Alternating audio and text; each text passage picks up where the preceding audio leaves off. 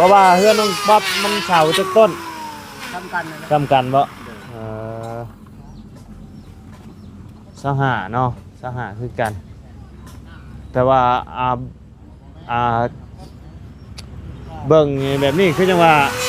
เฮือนน้องป๊อบสิง่ายกว่าเนาะที่บ้านเนี่ย ทำกันได้ประมาณ 30,000พี่น้อง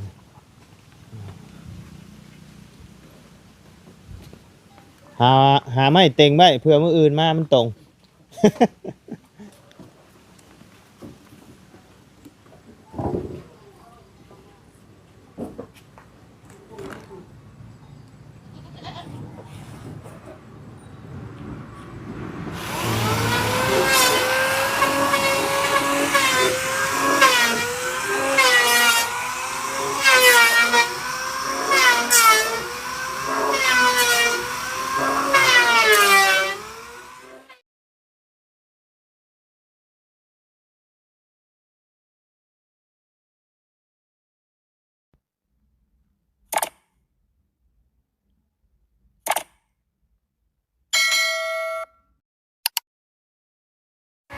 เอาเนาะพี่น้องมาต่อกันอีกคลิปเนาะทางลังเพิ่นไปอาบน้ำอยู่เนาะพี่น้องเลยเบิ่งมาเบิ่งทั้งพ่อแล้วก่อนเป็นแน่ใดเนาะสบายดีเป็นแน่ใดคือว่าบ่สบายบ่สบายนะบาดชื่อเร็วไปของหม้อละใครแน่ล่ะบ่หมอเพิ่นว่าเป็นหยังโอ้ครับเจ็บครับวันหัวใจอยู่นะหัวใจเป็นโรคหัวใจบ่หัวใจเชื่อมเลย หัวใจเชื่อมหรือหัวใจเพี้ยวจักรเอาไม่ได้เงินเรียกเขาบอกนะมันนอนเปียกแต่ละช่องบอลมันจะแต่ว่าตอนนี้ไข้แล้วบ่3 มื้อไม่ได้กินข้าว3 มื้อบ่ได้กินข้าวกินได้แล้วบ่ข้าวน้ำมันกินได้เลยเนาะไปเที่ยงครับพี่นักจักรมาเลยดูมาเที่ยงว่าเอารถก็มาได้ก็ให้ดีให้เศร้าไวๆเด้อกินข้าวกินน้ำได้แหละเนาะบัดนี้ไผพาไปหาหมอเอาเที่ยงแต่ว่าพอนี่เลยพอมาเที่ยงเบาเสียงพาไปพอนี่นะบ้านน้อยๆเนี่ยมันจะโทรพอน้องไส้บ่พอใช่เราขี่รถไปเลยเที่ยงทางนั้นถ้าพอแล้วไม่จะช่องหลานโดยมาเชี่ยมากเลยว่าอะไรไม่เงินครับมาเอาไปไม่เงินทำเลยว่ามีแต่ช่องลานนั่นแหละกดลงกดเติมต่อเขาจะได้3 ล้านห้าเงินบ่พอบัดบ่พอแล้วไผออกให้เราให้เติมเลยทางบ่เสียงบ่เชี่ยเรานาทีใช่แล้วเด็กละโดยเอากะขอให้เศร้าไวๆเนาะนอนจะคนนอนอยู่นี่3 คนลูกชายนอนอยู่ไสครับลูกชาวเด้นอนเฮือนน้องหัวยองนี่บ่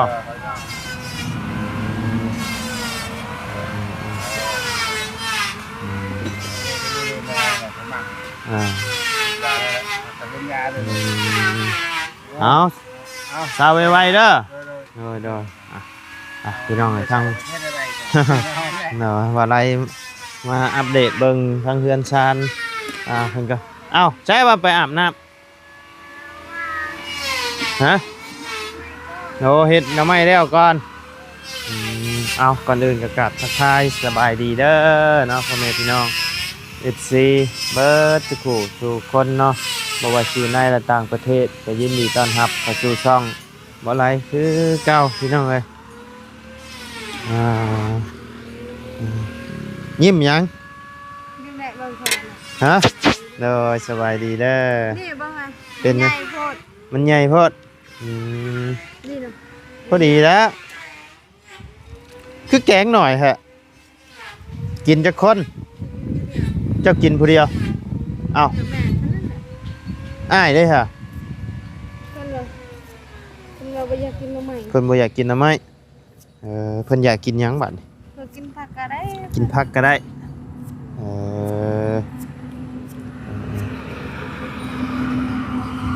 ไผสิแกงเจ้าบ่แกงหน่อไม้เป็นเนาะแต่ทอดไข่บ่เป็น เดี๋ยวเราเริ่มชดใช้แล้วตอนนี้เป็นแล้ว เป็นแล้วบ่ตั้งแต่ซื้อกระทะมาทอดจักเทื่อเลยอ่า หาเสื้อ หาเทื่อ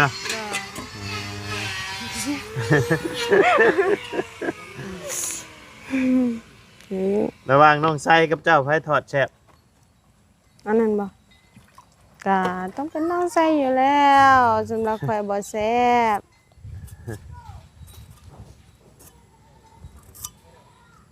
แต่มื้อนี้น้องใส่ก็มาหาข่อย น้ แล้ อง ว ไส้มาบ่มื้อนี้ มาตลอดอยู่แล้ว โดย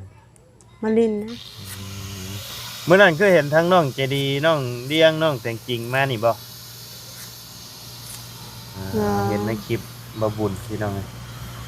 ซึ่งไอ้ก็ซึ่งดาเบาก็เบิ่งเนาะ เขาบ่อยากเบิ่ง ฮะ เขาบ่อยากเบิ่ง เจ้าบ่อยากเบิ่ง เนาะอยากเบิ่งในตอนจุดนั้นเด้ เป็นได้คือว่าบ่อยากเบิ่ง บ่อยากแล้วเฮาไปขี้ไล่กูหมู สิได้กูโม่ดอกบ่ ป้ามีแต่คนอันนั้น งามบ่งามบ่ มีแต่คนงาม มีแต่คนงามเอาเฮาคนเฮ็ดเวียกเฮ็ดงานเนาะ เพิ่นก็เฮ็ดเรียกคือกัน แต่ว่า เฮ็ด มัน ก็คนละอย่างพี่น้องเอ้ยเฮ็ด เนี่ ก็ ยเฮาคือดำแถวเฮาคิดว่าเนี่ยเฮาคือดำแถวว่าเอิ้นนั่นก็ยังเลื่ เจ้า อน หน้าดำเจ้าบ่ได้ดำนะ ก็ จ้ะ ยังเลื่อนผ่านซ้ำคลิปย่างเบิ่งคลิปอื่นก็ได้ แต่บ่แม่นคลิปตัวนั้นจักเป็นหยังคือกันคลิปตัวนั้น เจ้าว่าเจ้าดำบ่ เด้อ เจ้าบ่ได้ดำจ้ะนะ ดาว แค่เจ้าคนบ่มักแต่งโตซื่อ บ่ค่อยจริงโตล่ะ ๆคันเจ้าแต่งโตเจ้าก็งาม เจ้าก็ขาว บ่ตัว คือน้องเจดีน้องเลี้ยงอหย่างเพิ่นใส่ครีมใส่หยังฮู้จักแต่งหน้าแต่งตาซื้อครีมซื้อหยังมาทาได้ จะทายอย่างตัวเองยังหน่อยจ้ะ ก็นั่นแหละโอ้ทายยังทายแบบ ก็ ก็ได้ก็อย่าว่าตัวนั้นนะ เพิ่นแบบผู้จักแต่งโตเลยเด้ โดยเพิ่นรู้จักความงามแต่บ่ค่อย คือเจ้าวัดแน่ใดก็ได้เจ้าคือในนี่แหล้วนี่ปอกหน่อไม้กับพันห้องสิส่งเจ้าของผู้จักผู้จัก เดี๋ยวไป ขาย เอาหน้าแม่นว่า10,000เด้ก็นอนเลยบ่แม่นเด้ ก็แม่นอยู่แต่ว่าผู้บางคนโอ้ไผสิไปพันใช่ผู้อยู่มันคายเนาะ ก็มันบ่มีบนพันเด้ พันจะไม่ก็ได้ มันบ่ต้องยากก็ได้นะสำหรับข่อยน่ะแล้วเฮ็ดหยังก็คือกันบ่อยากให้ตัวเองยากของคนอื่นน่ะคือกันสิเวียกจินเอาปิดหมดหน้าบ่เห็นแต่ตา เจ้าเปิดไปเลย เปิดสิปิดเห็นยังแต่ละก็จีนหายเลยโอ้บ่เห็นหน้าบ่เห็นตาสิใส่เบิดน้าเบิ่งนี่นะต้องไปเบิ่งนี่เลยก็ได้ ฮะ น้าบ่จะเบิ่งเฮือนค่อย เดี๋ยวเราว่าเอาย่างเลาะเบิ่งเฮือนกันเด้อ เนาะ ให้ข้างนอกเพิ่นเฮ็ดข้าวก่อนพี่น้อง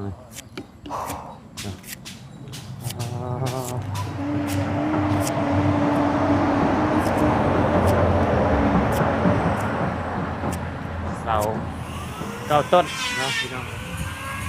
สำคัญกับเพื่อนน้องเจดีน้องเลี้ยงเนาะ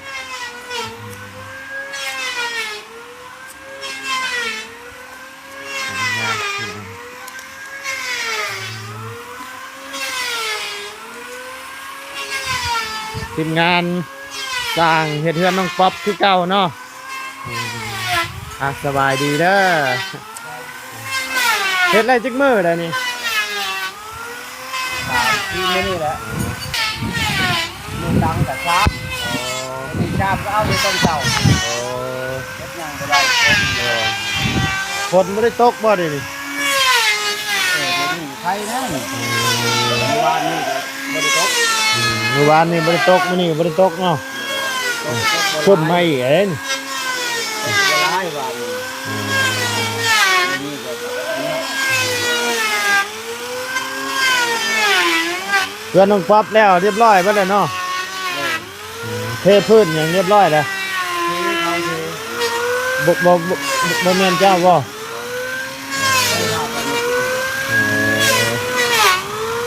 คือแลก็ปั้นเลยนะ อ๋อสร้างแห่คือกันเนาะ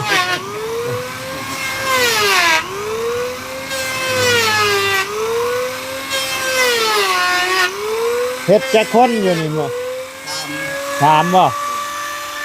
อ๋ออันโพอันนั้นบ่ได้มานำบ่นี่อ๋อ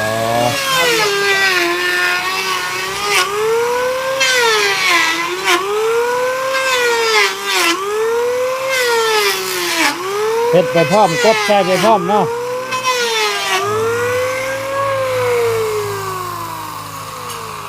อ๋อให้กวงูต้องพากินน้ำนี่เนาะไม่มันดิบเด้เนาะแต่เฮาบ่ได้บางดีเด้แล้วมันเด้งบัดเข้าแล้วมันสิยากนี่เนาะ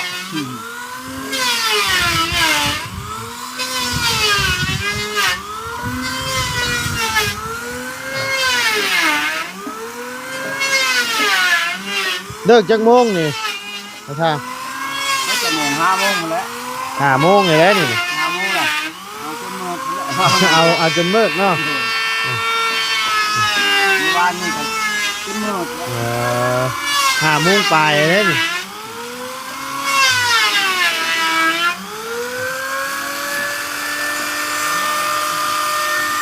ไม่มันดิบบ่นะมันติดบ่ ต้องบ่แห้งเลยครับ จักบ่แห้ง ลมมันลง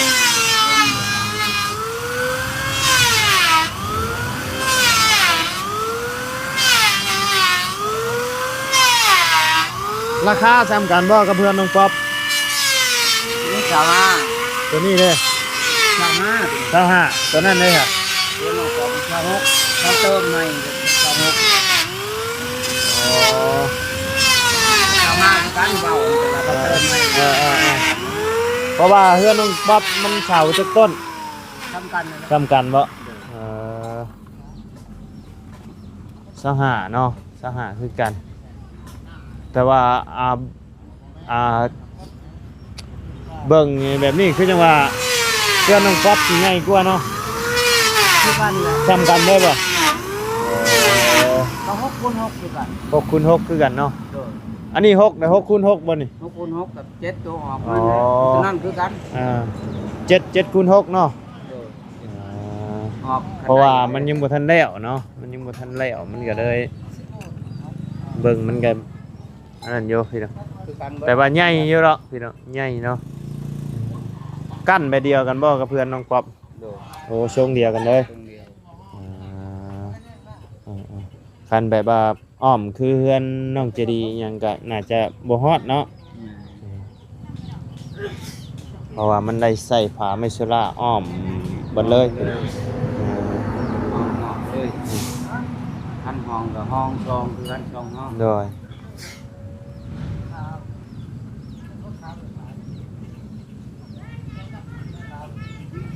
กันช่องห้องคือกันเนาะ โดย อ้อมเบิดเลยเฮ็ดบันไดขึ้นหมองนี้บ่ แม่น อยู่สวนพุทธ ตัวนั้นแหละตายใช่ตัวนั้นแหละตัว อื นั้น มอ๋อ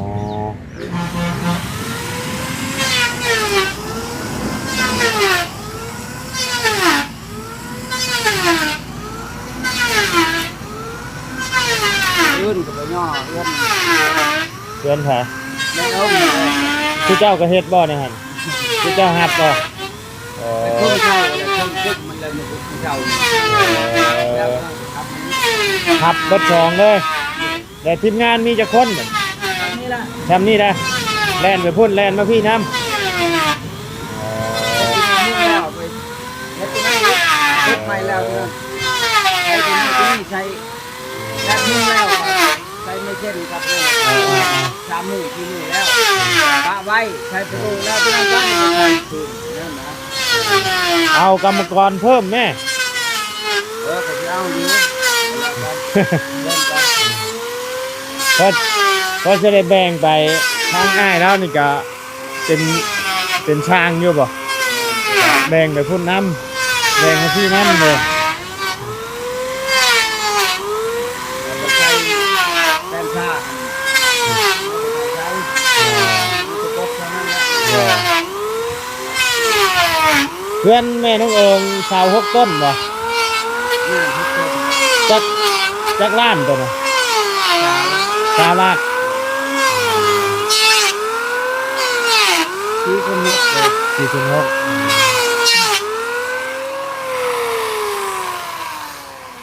ล้านกับประมาณเป็นเงินบาทกับประมาณ 30,000พี่น้อง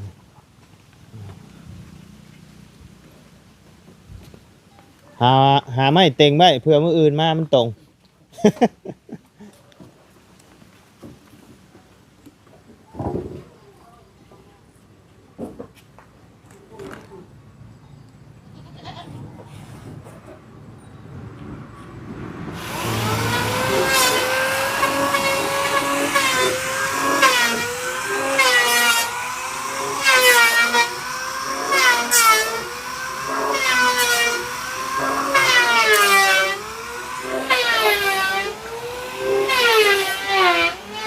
ไม่อย่างคือเดืองใช่ไหม โอ้โหคือการนั่นหมาย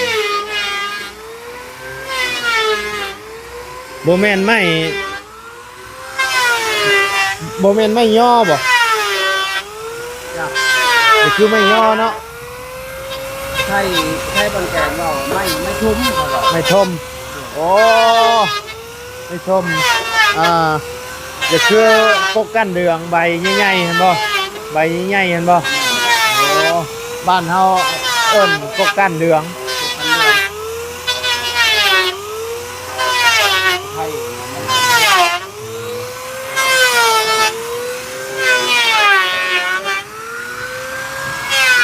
มีจักหน่วยเดียวนี่บ่ ซ้อมมวยหนึ่งเพลย์หรอ อ๋อเพศอะ เพลย์แล้วก็น้ำแห้งเนี่ยเพลย์น็อตคันอยู่ด้วยนะน็อตมันเกี่ยวจับทำนี่เดี๋ยวมา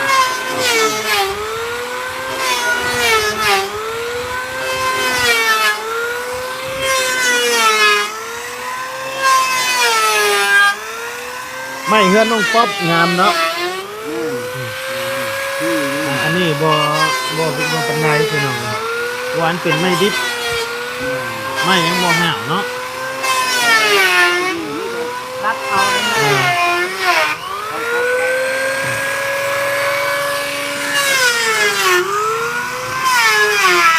ใจมันจะง่ายไป แม่นขึ้นอยู่ครับสีมือสร้างนะ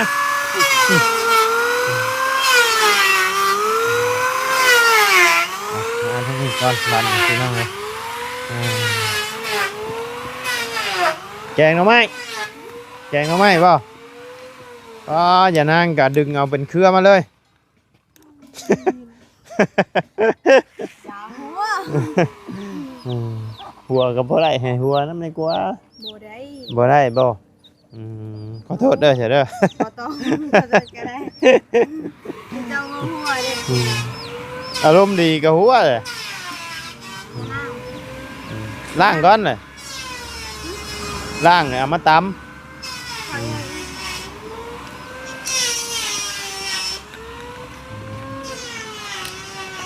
นี่เด้น้ำ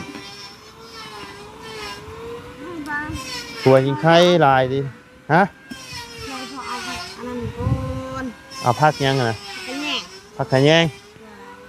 นิทเลย มีทุกชนิดเลย แซ่บบ่ จังว่านี่แหละ จะได้หัวฉัน เจะเคยเฮ็ดแซ่บอยู่บ่ใช่ ก้อย อ่า ใส่ข้าวไล่ ใส่ข้าวลาย มันบ่เหนียวบ่มันก็เหนียวเลยใส่ข้าวลาย เนี่ย จะมากินแบบนั้นบ่เอาโมมากกันแต่ว่ามันเป็นนี่แหละ มักแบบเหนียวๆมันเป็นเองมันเนาะ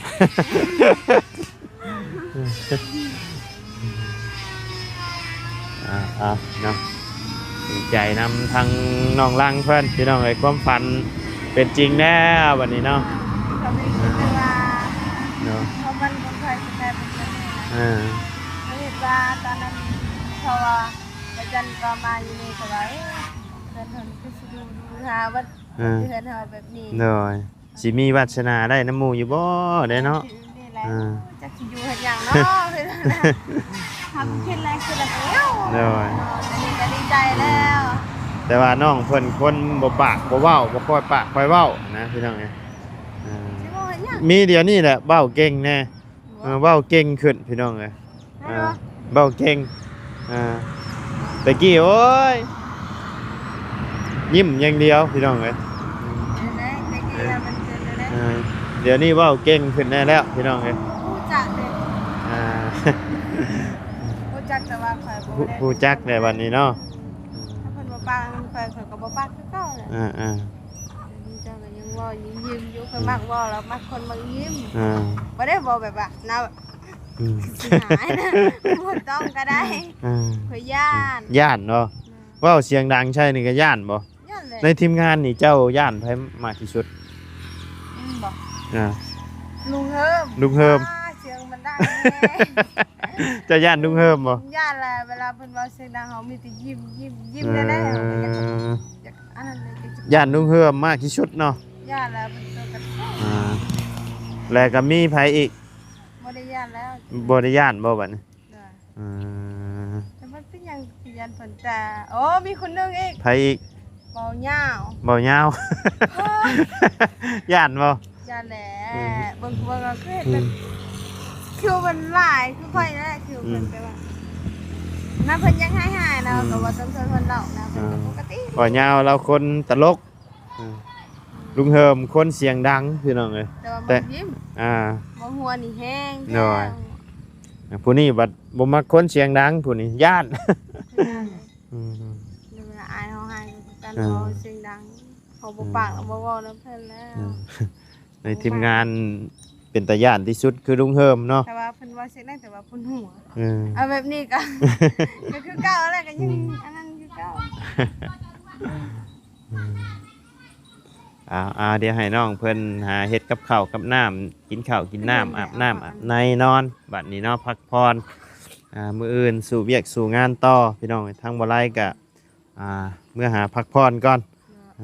มื้ออื่นสิ มื้ออื่นเจอกัน มื้ออื่นไม่บ่ มาอืม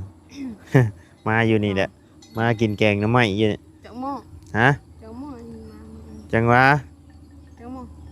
ประมาณ 10 โมงพุ่นละ อืม เดี๋ยวมื้ออื่นเราว่าสิซื้อข้าวปุ้นมาตำสุกินเด้อ ต้องบ่เป็ด เราว่าสิตำกินบ่ เพราะเพิ่นมันทันได้แล้วเด้ ฮะ เพิ่นบ่ได้ใช้ราคาแล้ว ตำอยู่นี่นะ ตำอยู่นี่ แม่น